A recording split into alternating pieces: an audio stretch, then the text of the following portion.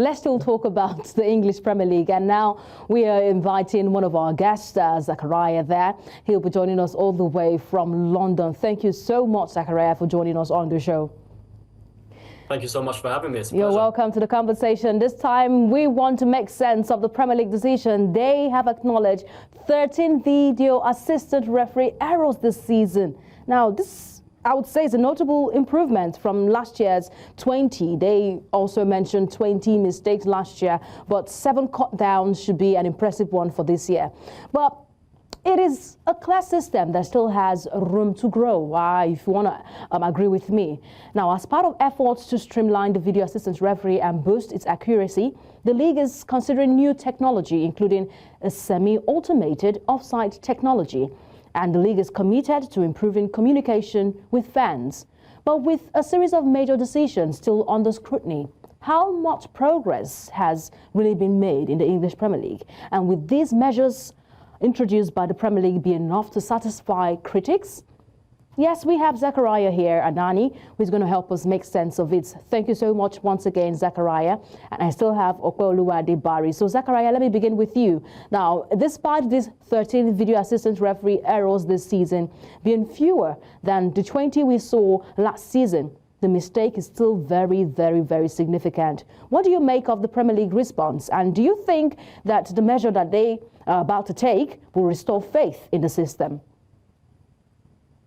I think trying to paint the less mistakes this season as a positive is where they're going wrong. Okay. I think you can never have this perfection that they're chasing. You can't have consistency because football is a game of subjective decisions run by humans. By saying we have less mistakes this season, it's implying that you want to get to a point where there are no mistakes at all, and that's impossible. The task is too difficult.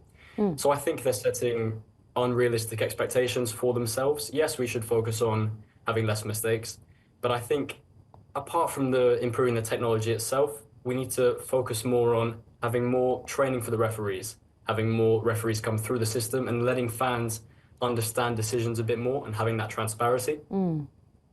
Transparency indeed.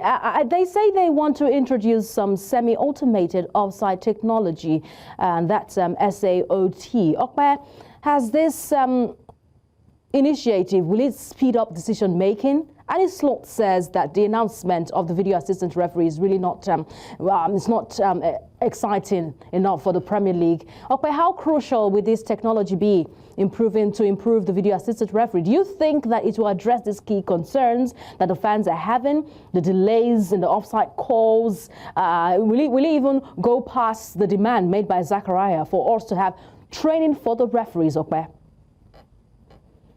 Well, 100% it's not going to stop all the errors because at the end of the day, humans are behind the VAR. You've got humans in the VAR booth reviewing and making decisions. So just like Zakaria said, look, if you don't put these individuals together and train them properly, we're going to have a problem because we want to compare the Premier League in terms of how the performance of the VAR has been since the introduction as compared to other top flight leagues, talking about the La Liga, Serie A, Bundesliga, talking about UEFA competitions, talking about FIFA competitions as well. I can even go ahead and then compare the VAR usage in the Premier League to Africa, talking about the AFCON.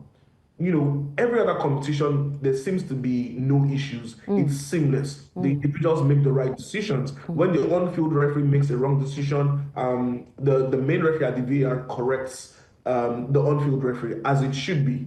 Whereas in England, we keep having conversations about the referees, first of all, making wrong decisions on the field, and then also the VAR not doing the right thing, sometimes not correcting the on-field referee, sometimes not making those calls that they have seen that the on-field referee did not see. And sometimes, I know what, I just feel like, you know, the Premier League referees and the PGM well. So maybe sometimes they just want a bit of the headlines, because why are they constantly in the headlines every single weekend? It's a problem. It takes away attention from the beauty of the game. It takes away attention from fans just focusing on the leaderboard and just wanting to know that, football is being played the right way and there are no issues. Now we've started hearing all sort of conspiracy theories. Maybe some teams are being sidelined due to one thing or the other. We shouldn't be hearing such stories. Let's have officiating done in a very good way. So for me, I mean, having this semi-automated system is not a guarantee that the Premier League referees will stop making VAR errors.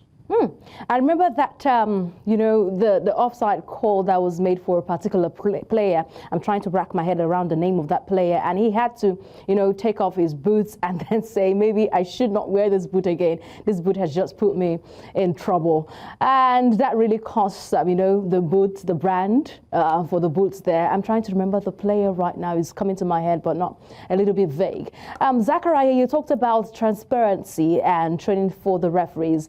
Do you think the announcement of decision being made by the referees on the pitch of play loud to the fans, don't you think that covers the demand by fans for more communication and transparency in the league?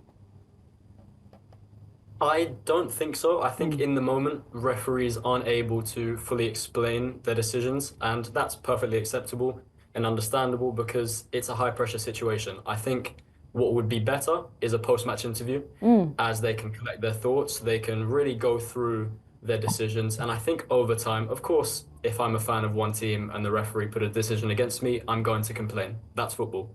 So I think a post-match interview. Wow, you're really saying you're saying we should have referees also attend post-match press conferences so that they can explain their decisions? Yes, I think that would be the best way of going about it, yeah. Okay, do you also share the same reservations?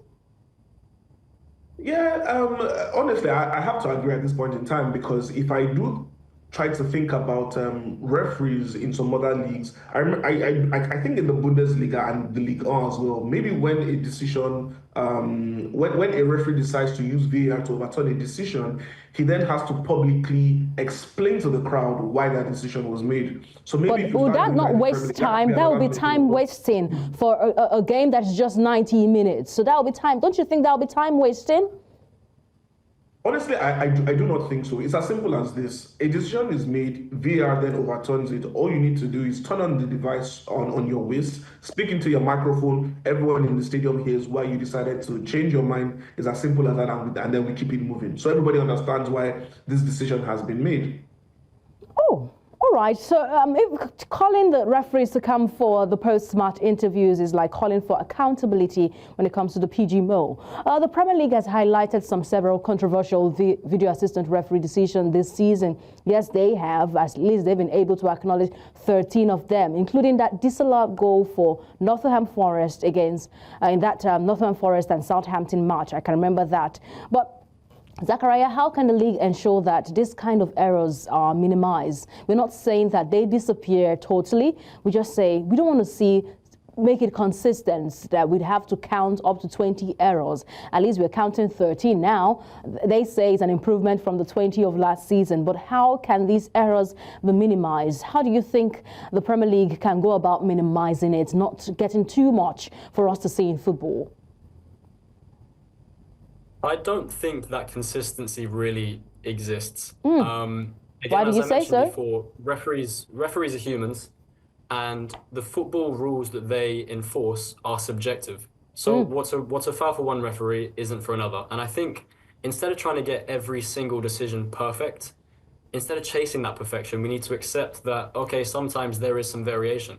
Before VAR was introduced 6 years ago, we saw football fans, when a decision goes against you, you're annoyed, yes, but you say, okay, it goes against you sometimes it's for you. So apart from training the referees to a higher standard, I think we need to understand a bit from their side that there should be some variation. If you want perfection, have football run by robots, but no one wants that. So you think using the video assistant referees like having football run by robots? Is that what you're saying? Well, I think not necessarily. I think technology should be used where the rules are objective. And it's either, for example, offsides. You're offside or you're not. And their technology is great for me because you can't make a mistake in theory, For things that are more subjective, like red cards, for fouls, that's where I think we need to understand that referees can and should have a bit of common sense and have their own opinions. Okay. All right.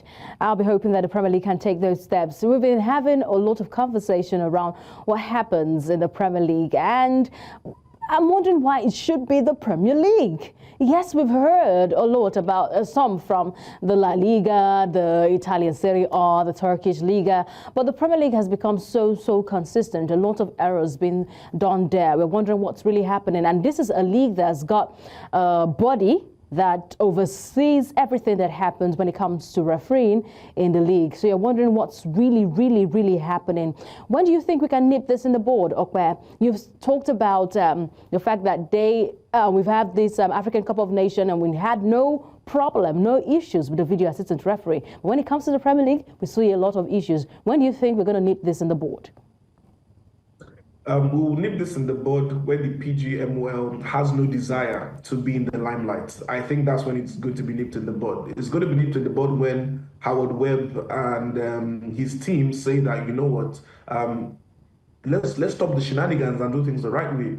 I believe that's when it's going to be stopped, because I take a look at it from a totally different angle, and I'm taking a look at it from the money angle, the marketing angle. Let's be honest, the Premier League is one of the most watched leagues in the world. Yeah. What I'm saying sounds really heavy, but look, when you see consistency in making wrong decisions, decisions that affect big games, decisions that affect a title chase, it's hard for me not to think this way. So I do think that the PGM will need to stick to the basics. Maybe they do need to send the referees for training genuinely, but look, take a look at how it's been done in other countries in Europe. Take a look at how it's been done in the Champions League and in FIFA club competitions as well. Look, if you need to send them to Morocco for the next AFCON in 2025, do that so that they learn, and then fans won't have an issue when not only fans, the footballers as well, the managers as well, and then no one will have an issue when decisions are made.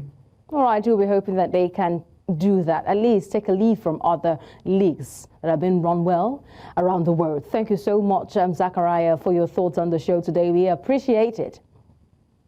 Thank you for having me. It's been